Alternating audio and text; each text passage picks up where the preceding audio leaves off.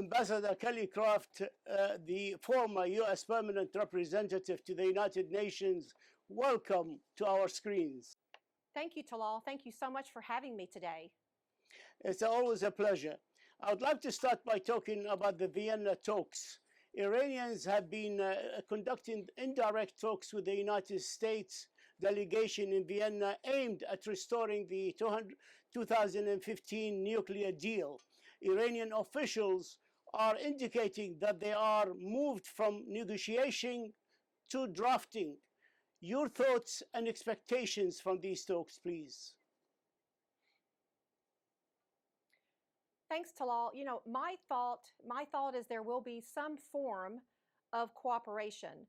And I would like to add that it's my firm belief that the sanctions that were put on by the former Trump administration, these sanctions were very deep, and their breadth, you know, was dramatically adding to the maximum pressure campaign. And I really feel as if those sanctions deterred the Iranian regime, and also it provided leverage. And I think that's why they're at the table now, that, you know, there is a desire or there is a will to meet, because obviously these sanctions, both on their economy and on individuals and entities, are working.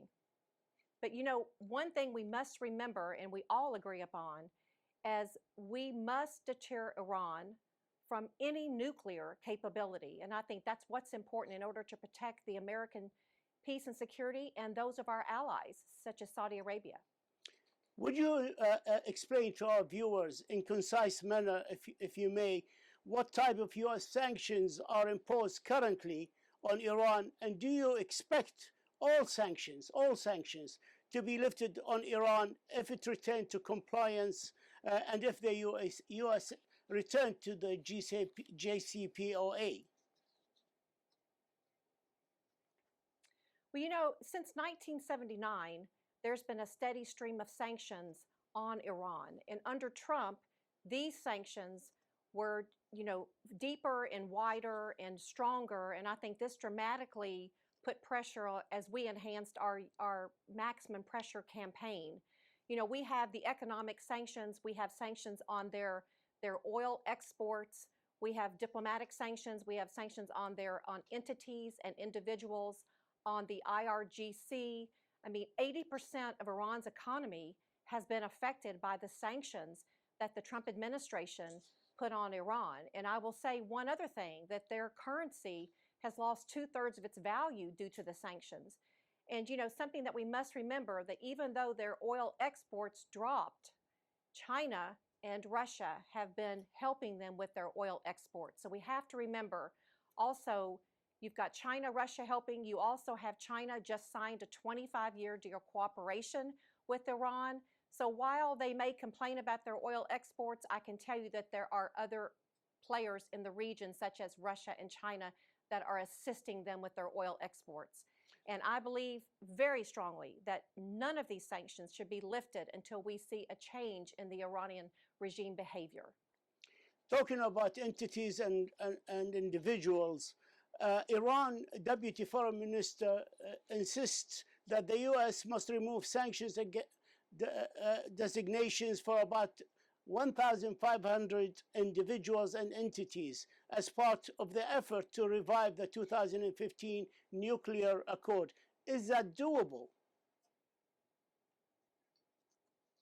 You know, Talal, if you think about those individuals, the individuals and the entities that you're speaking of, some of those very individuals that they're asking for sanctions to be lifted are nuclear scientists. And these are individuals that are head of research and development on this nuclear capability. So these are issues where these are learned capabilities, and how can you unlearn those? So I think it's really important that we don't allow these same people that are part of building up their nuclear capability to continue then by lifting their sanctions on them, that they can begin teaching others who will take their place eventually. Because the R&D is something we haven't discussed, and it is vitally important that we keep in mind that if the sanctions are lifted, then the R&D will continue. One of Iran's demands is to delist the Iran Revolutionary Guards Corps, the IRGC, from the list of foreign terrorist organizations. Is it possible for the administrations to delist the IRGC from this list? You know, Talal, I would say, first of all, if we just go back to just recently with the tapes that were leaked from Zarif, from their foreign minister, I mean, he admits himself that it's really, he's just the mouthpiece of the IRGC. They're the ones that are in control. So if you lift the sanctions of the IRGC, who are responsible for 1/3 of the Iranian economy, they are responsible for the telecommunications, the aviation, the banking, the construction. So if you lift sanctions upon IRGC, then you are allowing the economy to then make, to make almost a full recovery. And we cannot allow that. Not only the economy, but you're also looking at lifting sanctions upon the IRGC, who supplies the different areas of the Middle East, whether it's Yemen, the Houthi rebels with their weapons, in Syria with the Assad regime. All of the IRGC proxies then would have free reign. We cannot allow the IRGC to have any sanctions lifted whatsoever. Just like I said, they're 1/3 of the Iranian economy, and that is an area that we know when it's affected that it works. The International Atomic Agency, the IAEA, is giving the Iranian regime yet another chance to explain the origins of the uranium traces they found in 3 undeclared sites in Iran throughout the last 2 years. There have been talks, and they have started last Monday, the 18th of April. How do you view this lack of compliance of Iran and hiding secrets of uranium in 3 sites? Well, since 2003, we've seen this activity in Iran. And for the last 18 months, the IAEA has actually been asking and working and hoping that the Iranian regime would disclose why were there 3 unidentified sites, why was there nuclear material discovered at those sites, and most importantly, what shady things are going on with this nuclear material? Where did they dispose of this material? So are they trying to discredit the IAEA? Because just recently the IAEA they've been curtailed in visiting the current sites. So it would be my belief that I think it's very important that the IAEA continue to pursue the reason behind where did they dispose of the nuclear particles that were found. I know from my experience in the Security Council, every time this was discussed when the IAEA came to present a report, the Russians continuously were trying to block these reports and trying to cause a negative reaction within those reports. So I think it's more the reason that we need to continue to hold the Iranians responsible for the IAEA and their accessibility into Iran, but also make certain that we hold the IAEA responsible in their pursuit of finding out, A, what has happened to these nuclear materials that were left at this site, where were they disposed of, what shady things were going on these unidentified sites, and B, we need to make certain that the IAEA also has accessibility to the current sites. Do you believe that the U.S. administration, the current one, would be prepared to ease some of the terrorism-related sanctions if there is to be a revival of the deal? Because without this, Iran cannot export oil to most countries of the world if these terrorism-related sanctions are not lifted. We kind of discussed this just a little bit. If you talk about, relieving the sanctions on oil, listen, China and Russia are assisting Iran right now with their oil exports.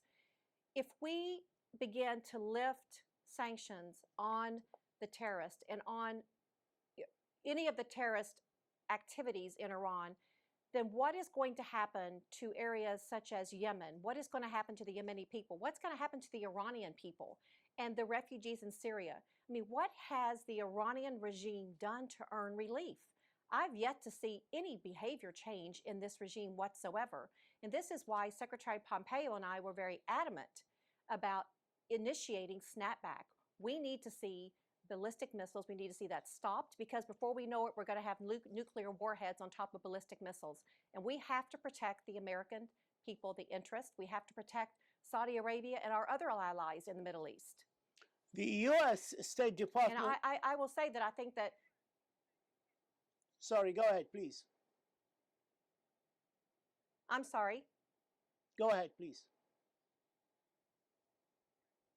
No, I was just going to say that, you know, we also have to remember that by relieving sanctions on the terrorists, we're also helping their proxies. So we have to keep that in mind. It's more than just the Iranian regime itself. It's all of their proxies throughout the Middle East. And, you know, the world agreed with snapback.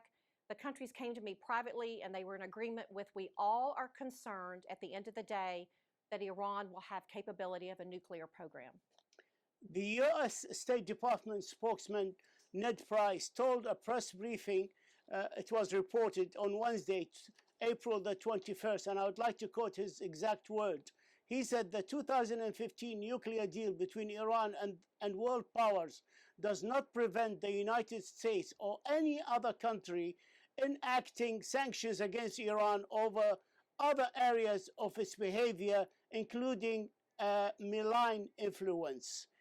Your thoughts on whether this would be acceptable to the countries in the region that suffered and are suffering from Iranian interference, ballistic missiles program, and Iranian military and financial support to its proxies, whether in Iraq or Yemen or Lebanon or Syria, not mentioning the human rights violation against the Iranian people themselves in Iran.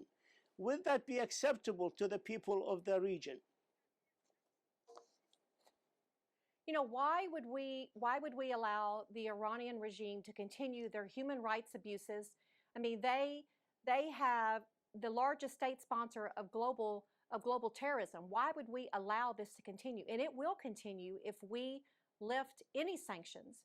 And how are we going to explain this to the people of Yemen, the people that are experiencing the world's worst famine? How are we going to explain this to the refugees in Syria? How are we going to explain this to the very people that have stepped out and joined the Abraham Accords and reaching normalization with Israel? I mean, we have to look after our allies. We have to look after Saudi Arabia. We've got to look after Israel. We are seeing great strides being made because of the Abraham Accords. And those accords partly were in agreement, you know, through Jared Kushner and through former President Trump, because they understood the region and the security and the safety because of the sanctions that the Trump administration had applied and were keeping very tight hold on with the Iranian regime and the different entities related to the Iranian regime. The Republicans in Congress are pushing through a bill called the Maximum Pressure Act that would require the president in any new agreement to be ratified by the Senate first in order for the president to pass it and use it. But this will limit the ability to issue waivers and lifting sanctions on Iran. How realistic it is for this bill to pass, and do the Republicans have enough support in the Congress or in the Senate to pass such a bill?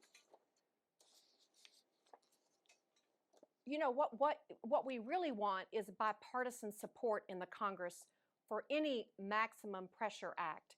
And I will say that President Biden should know better than anyone, as President Biden at the time, former President Biden at the time, Senator Biden on the Senate Foreign Relations Committee, understanding the importance of having a bipartisan relationship with all the members of the Senate Foreign Relations Committee, and then President Biden, then Vice President Biden, understanding the vital importance of having bipartisan support. We all know the importance of continuing to deter Iran from becoming any more capable of their nuclear program. But, you know, I will say that Iran is an existential threat, and we have to remember this every single day, that we have to protect our allies in the Middle East. We cannot politicize national security. And, you know, we have to talk about this moment when these issues of the Zarif tapes have been leaked with Secretary Kerry. You know, I took the same oath of office as the secretary, and the one he just recently has taken. You take an oath of office to protect your country, to protect America, to protect its security and safety of the American people, both at home and abroad, and to protect American allies such as Saudi Arabia and Israel. So I think that we need to remember that we have got to have bipartisan support, that President Biden, of all people, should understand that importance.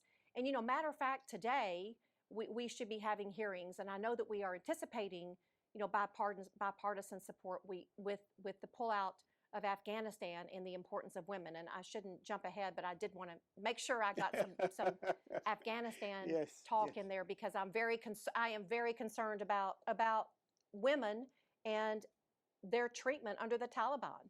Yes, time is catching up with us. We have less than 5 minutes. I'd like to move to the Yemen and Iran. Mr. Tim Lindeking, the U.S. Special Envoy to Yemen, told the congressional hearing last week that Tehran continues to provide lethal support for the Houthi fighters. In your opinion, and taking into consideration the dire humanitarian situation in Yemen, how useful was the delisting of the Houthis from the terrorist foreign organizations list? Well, if you think about, that was one of the first things President Biden did in his office, is he was delisted the Houthis as terrorists, as a terrorist organization, and instead placed individuals within the Houthi organizations on the sanctions list. I mean, that was a direct, to me, whatever Trump did, let's undo that. And we have not seen any difference at all since they have been delisted as a terror organization. They absolutely have done nothing to earn it whatsoever. And I think Biden, instead of focusing on Saudi Arabia, he should be really focused more on Iran and the regime's behavior and the fact that they are propping up the Houthi rebels. They are propping up every area where we see conflict. Iran or their proxies are helping that regime. And more important than anyone, that if we do not continue our sanctions on the Iranian regime and or the proxies and the areas that they're propping up, then all we are doing is actually assisting in their rogue behavior. And we have to protect the Middle East.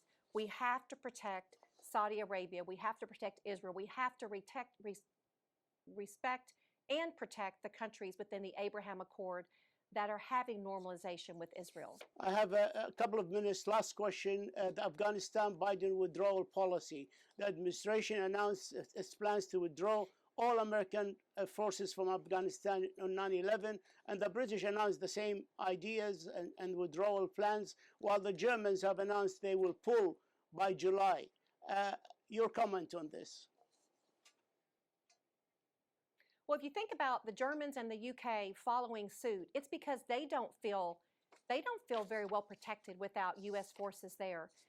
I want nothing more, and I think it's very important to bring our men and women in the military home, to bring them safely home to their loved ones and to our country.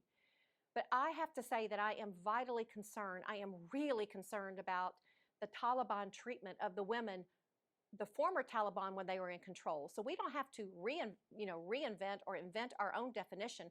All we need to do is look back at the ways that they treated the women when they were in control. No education, absolutely no workforce. They had no rights.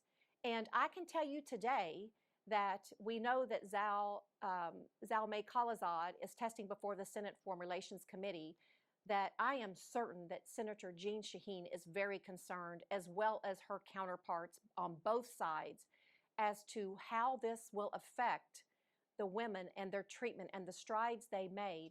And then another question I have is how do we know that China and Iran and all the bad actors in that area are not going to capitalize upon the fact that the Taliban, if they are able to gain control, were the initial ones with all the terror groups. So all the groups from Pakistan are going to come back into Afghanistan. What's going to happen with the weapons, the advanced weaponry from the Afghan military? Thank you. Is this then going to be on the market for the Taliban to continue their rogue behavior? Thank you, Ambassador Kelly Craft. Time has caught up with us. Ambassador Kelly Craft, former U.S.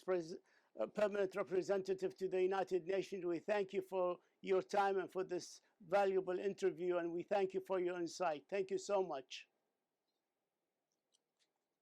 Thank you, Talal, and have a nice afternoon. Thank you so much for having me today. This is very important. Thank you.